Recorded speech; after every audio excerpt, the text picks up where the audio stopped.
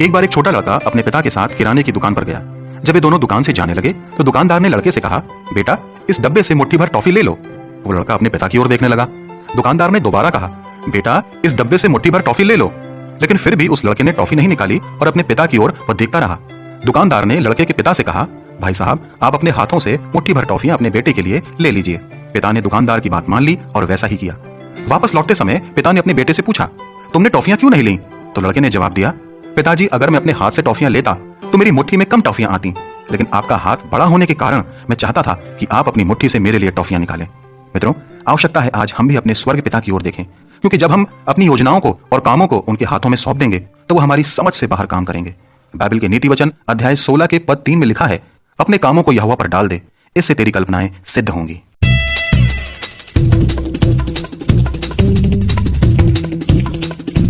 आपने गंदे कीचड़ और नालों में जानवरों और मछलियों को तो जरूर देखा होगा, लेकिन अगर मैं आपसे कहूं कि मछलियों और जानवरों की जगह अगर आप वहां पर इंसानों को रख कर देखें तो कैसा फील करेंगे आप? मैं जानता हूं एक घिन सी होगी, लेकिन नाइजीरिया में मकोको एक ऐसी जगह है जहां सबसे घनी बस्तियां गंदे कीचड़ में रहती हैं और गंदे नालों के ऊपर ही उनके घर बने हुए हैं। वे नावों से चलते हैं जो कि गंदे पानी के ऊपर तैरती रहती हैं। ना तो इन लोगों के पास पैसा है, ना ही खाना है, और सफाई नाम की तो कोई चीज है ही नहीं। वहां ना तो स्कूल है ना ही हॉस्पिटल। सिर्फ कीड़े मकोड़ों की तरह लाखों लोग सदियों से वहां पर रहकर जीने को मजबूर हैं। आप सोच रहे होंगे आज की सुबह ये कैसी बातें मैं आपसे कर रहा हूँ। दरअसल मसला बड़ा साफ है। अगर आपके पास एक वक्त की रोटी, तन ढकने को कपड़े और सर छिपाने को छत है तो आप मकोको से बेहतर जिंदगी जी रहे हैं। इसलिए जो आपके पास है उसके लिए धन्यवाद दीजिए और एक दूसरे की सहायता करने के लिए हमेशा तैयार रहें। पवित्र शास्त्र कहता है, अगर तेरे पास 2 कुर्ते हैं तो एक जिसके पास नहीं है उसे दे दे। अगर तेरे पास खाने को 2 रोटियां हो तो एक जिसके पास नहीं है उसे दे दे। प्रिय दोस्तों, हमारी प्रार्थना है कि प्रभु आपको हर दिन इस्तेमाल करे और आप परमेश्वर को खुश कर पाएं।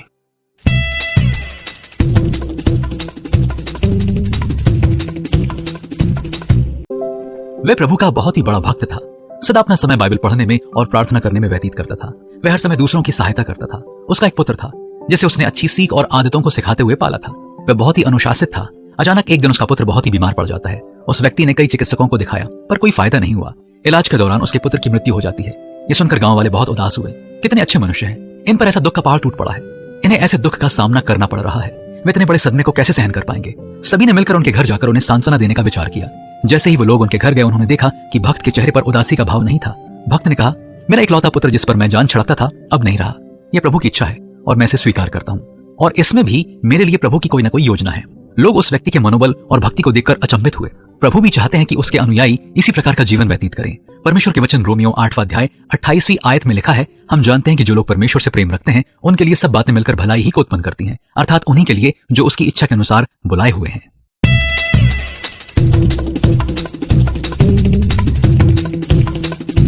डेविड कॉलेज के फर्स्ट ईयर में था। वो हर रोज बाइबल पढ़ता था, कभी चर्च को नहीं टालता, सबसे कहता कि वो धार्मिक है। एक दिन बहुत सारे मेहमान आए। कुछ समय बाद वो छत पर सोने चल दिए। डेविड ने बाइबल उठाई और पढ़ने लगा। उसने अपने आसपास से खर्राटों की आवाजें सुनी। उसके पापा डेविड के पास ही बैठे हुए थे। डेविड ने कहा, ये किस तरह के लोग हैं? बाइबल भी नहीं पढ़ रहे हैं लेकिन जोर जोर से खर्राटे मार रहे हैं। परमेश्वर के लिए कितने लापरवाह हैं ये लोग। डेविड के पापा ने कहा, डेविड अगर तुम उनकी तरह सो रहे होते तो बेहतर होता। डेविड हैरान हुआ। उसके पिता ने कहा, अगर तुम सोए हुए होते तो तुम इन पर इल्जाम न लगाते, और इल्जाम लगाना पाप का हिस्सा है। डेविड शर्मिंदा हुआ और उसका सर झुक गया। ये कहना कि मैं रोज प्रार्थना करता हूँ, बाइबल पढ़ता हूँ, चर्च जाता हूँ, मैं धार्मिक इंसान हूँ, आपको एक बेहतर इंसान नहीं बनाता, क्योंकि परमेश्वर इस तरह के दिलों से नफरत करता है।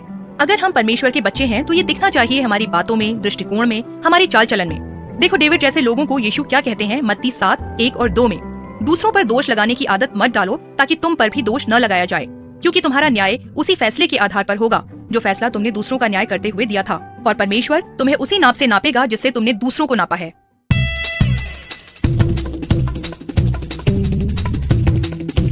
वो अंकल 90 साल के हो गए थे जो काफी जोश के साथ अपने बागीचे में काम कर रहे थे। जब उनका पोता उनके पास आया और पूछा, दादाजी आप इस उम्र में क्यों ये फालतू का काम कर रहे हैं? ये करके आपको क्या मिल जाएगा? आप कुछ देर के लिए एक जगह पर क्यों नहीं रह सकते? दादाजी मुस्कुराए और अपने पोते को जवाब दिया, क्या 90 साल तुम्हारे लिए बहुत बूढ़ी एज है और तुम मुझसे पूछ रहे हो कि मुझे क्या हासिल होगा? अब सुनो, फर्डिनैंड रसल ने अंतर्राष्ट्रीय शांति पर एक किताब लिखी जब वो 94 साल के थे। विश्वस्तरीय पेंटर पिकासो की ज्यादातर पेंटिंग्स तब पेंट की गई जब वो 90 साल के थे। अलेक्जेंड्रा बेल एक डांसर जिसने तब क्लासेस कंडक्ट की जब वो 90 साल की थी। गुस्ताफ आइफल ने वो बहुत सुंदर सा आइफल टावर तब बनाया जब वो 90 साल के थे। विंस्टन चर्चिल जब 82 साल के थे तब उन्होंने इंग्लिश लोगों पर इतिहास लिखा। अब मुझे ये बताओ बेटा, क्या उम्र एक बाधा है कुछ हासिल करने के लिए? पोता आप चुप रह गया। और सब सुनने के बाद वो कुछ बोल नहीं पाया। इसलिए बाइबल में लिखा है भजन संहिता 92 14वीं और 15वीं आयत में, वे पुराने होने पर भी फलते रहेंगे और रस भरे और लहलहाते रहेंगे, जिससे ये प्रकट हो कि यहोवा सीधा है, वे मेरी चट्टान है और उसमें कुटिलता कुछ भी नहीं। क्या हम जब तक जिंदा हैं क्यों ना तब तक तेजी से काम करें।